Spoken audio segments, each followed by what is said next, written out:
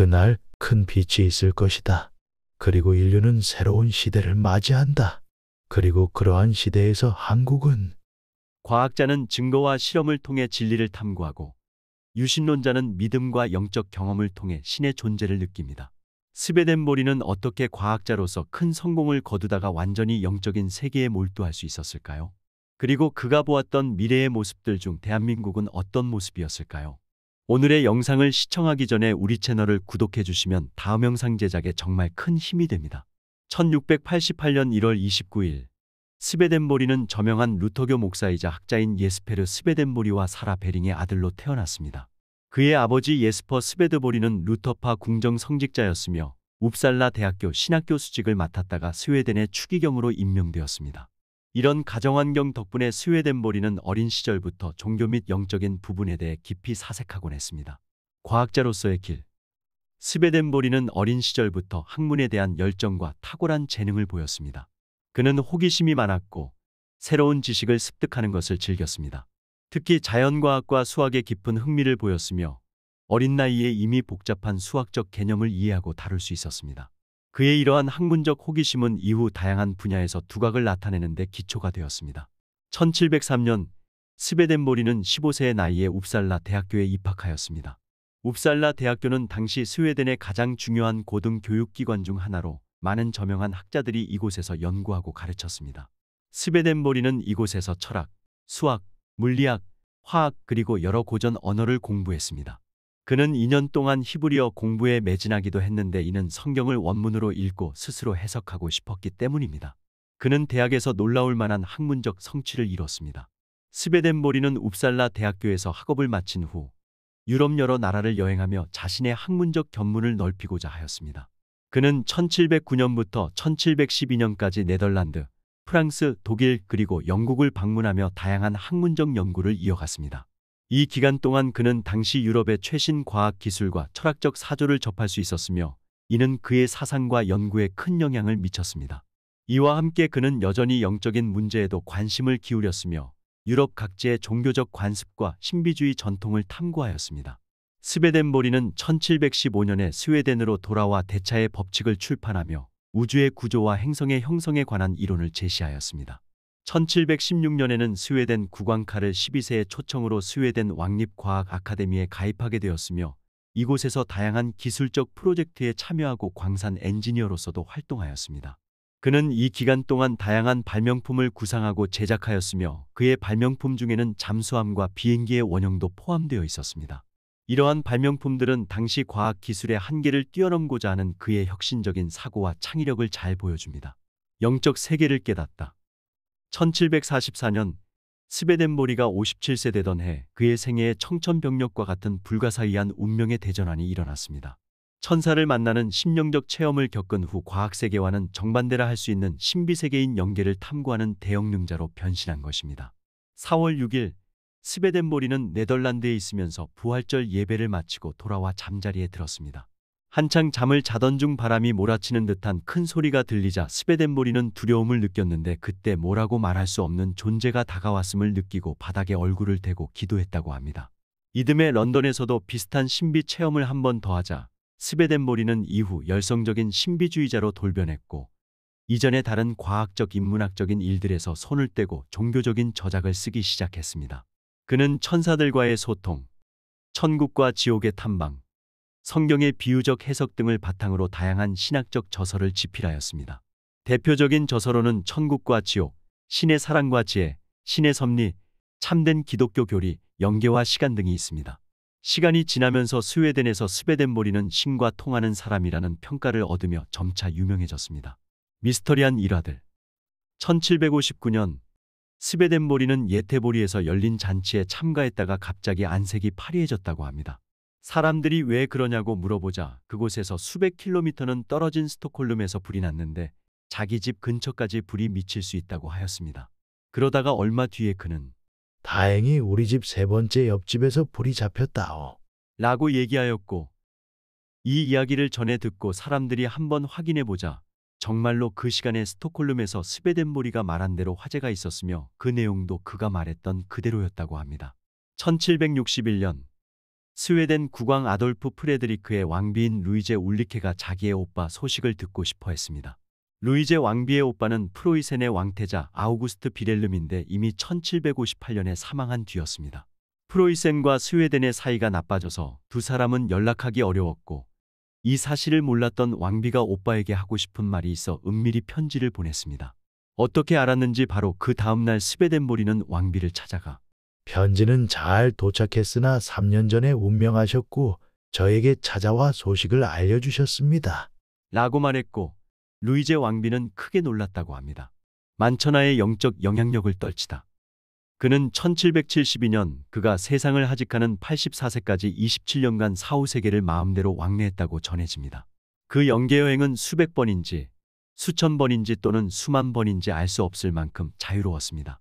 스베덴보리는 영계 탐방 후 지상으로 돌아오면 보고 느낀 것을 기록하는 데 몰두했고 수만 페이지 분량의 영계저수를 남겼습니다. 그의 책이 영국에서 처음 출간되었을 때 그 반응은 가히 폭발적이었습니다.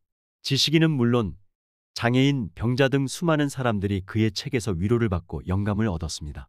그의 저서는 20여 개 언어로 번역되어 금세 베스트셀러로 자리매김했습니다.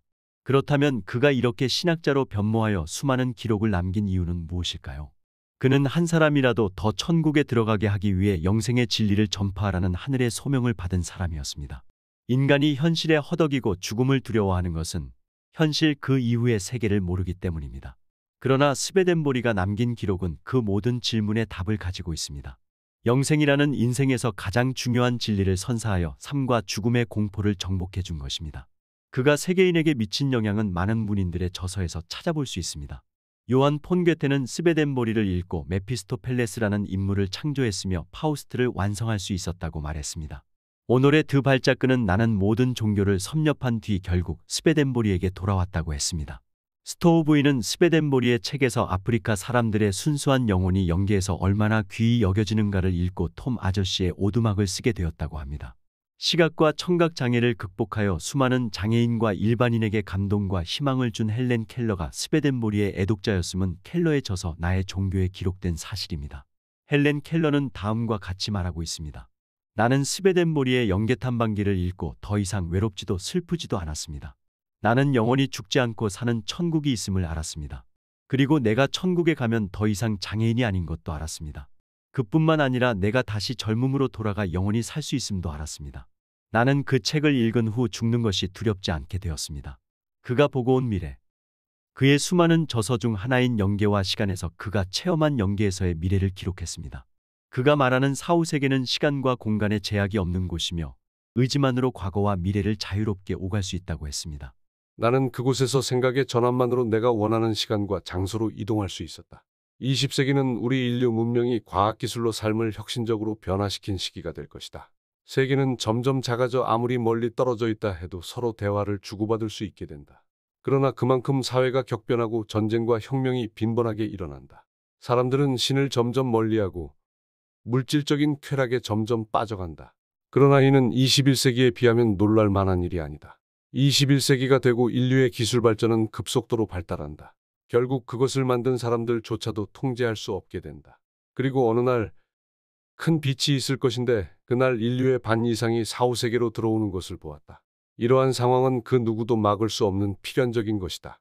그가 말하기를 21세기의 어느 날 어떠한 큰 빛이 있고 나서 인류의 과반수 이상이 사후세계로 들어왔다고 합니다. 그가 본 그날은 과연 어떤 날이었을까요? 이는 해석가들에 의해 3차 대전, 소행성 충돌, 통제 불가능한 인공지능의 공격 등이라 예상되고 있습니다. 그리고 그는 다음과 같이 이어서 기록했습니다. 우리 인류는 이러한 운명을 가만히 받아들이고만 있어야 하는가? 그렇지 않다. 먼저 사후세계에서는 더 이상 물질이나 외적인 것들은 무의미해진다. 그렇다고 인간들에게 알려진 대로 이곳에서 모두가 평등해지는 것 또한 아니다. 이곳에서는 영적인 힘에 따라 계급이 정해진다. 이것은 사후세계에서 높일 수 있는 힘이 아니다. 현생을 살아갈 때의 선한 마음, 남을 위한 희생, 어려움 속의 인내심, 끊임없는 영적인 통찰 등으로 인해 얻을 수 있는 힘이다. 빛이 있던 날 이후 사후세계뿐만 아니라 지상에 살아남은 자들에게도 이것은 적용된다. 그날 이후 모든 가치가 뒤바뀐다. 하늘은 땅이 되고 땅은 하늘이 되며 바다는 육지가 되고 육지는 바다가 된다. 높은 곳에서 호의호식하던 자들은 부족한 영성으로 인해 가장 낮은 곳으로 가고, 낮은 곳에서 핍박받던 자들 중 인내를 갖고 영혼의 힘을 키운 자들이 가장 높은 곳으로 간다. 돈과 육체의 힘은 더 이상 무의미하다. 사람들은 이제 모두 영적으로 연결돼 있으며 오직 내면의 언어로 대화할 뿐이다. 그가 본 미래의 사후세계는 흔히 알려진 것과 같이 평등한 세계는 아니라고 합니다. 그러므로 인류에게 큰 고난이 예정돼 있다고 하더라도 아무 준비 없이 받아들이지 말고 현생에서 선한 마음을 갖고 남을 배려하며 어려움 속에서도 영적인 힘을 키우라고 조언합니다. 그리고 빛이 있던 날 이후에 살아남은 인류에 대해서도 얘기했는데 모든 것이 크게 바뀌어 인간에게는 영적인 가치가 가장 중요한 것이 됐다고 합니다. 이는 지금까지와는 다른 마치 신인류의 탄생을 얘기하는 것 같습니다. 그리고 그는 그런 시기에 가장 빛나는 국가들에 대해서도 얘기했는데 여기에는 한국도 포함되어 있어 주목받고 있습니다. 이러한 시기가 오면 지금은 크게 주목받지 못하는 나라들이 새롭게 떠올라 세계를 이끌 것이다.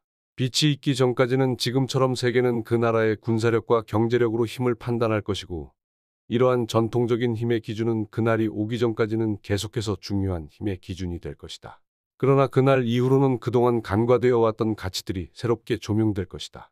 영적인 능력은 단순히 종교적 신념이나 명상에 국한되지 않고 인간의 내면에서 나오는 진정한 평화와 조화 그리고 상호 존중과 이해를 포함한다.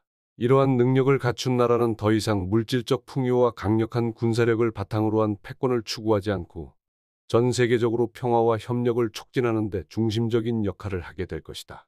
과거의 군사력과 경제력으로 세계를 지배했던 강대국의 시대는 저물고 새롭게 세계를 이끄는 몇 나라들이 있을 것인데 그것은 바로 극동에 있는 조선, 청의 지배를 받고 있는 티베트 그리고 여러 나라에 흩어져 있는 유대인들이 그러할 것이다.